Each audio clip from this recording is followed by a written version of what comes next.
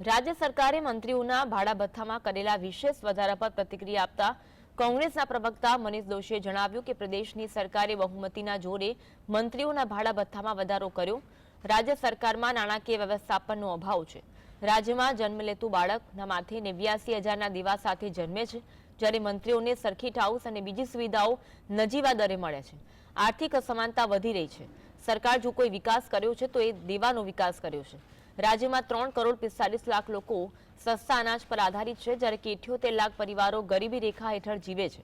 રાજ્યની સ્થાપના સમયે રવિશંકર મહારાજે જણાવ્યું કે નેતાઓ પોતે સેવાની ભાવનાથી કામ કરે અને જાહેર રૂપિયાનો દુરુપયોગ અટકાવે। પ્રજાના નાણાંનો બેફામ દુરુપયોગ મુદ્દે સરકારે પુનઃ વિચાર કરવો જોઈએ। ગુજરાતની ભાજપ સરકારે પોતાના મંત્રીશ્રીઓના ભાડા ભથ્થામાં વિશેષ વધારો કરીને બહુમતીના જોયે જે નવી જાહેરાત કરી, મને એમ લાગે છે કે ગુજરાત અને ગુજરાતીઓ માટે વધુ એક ચિંતાનો વિષય છે। એક તરફ સમગ્ર દેશની અંદર ગુજરાત એ અગ્રીમ દેવાદાર રાજ્ય તરીકે કોઈની સ્થિતિ હોય તો ભાજપા સરકારની સ્થિતિ છે, એટલે કે જન્મ લેતો ગુજરાતી 89,000ના દેવા સાથે ગુજરાતની ધરતી ઉપર પગ મૂકે છે।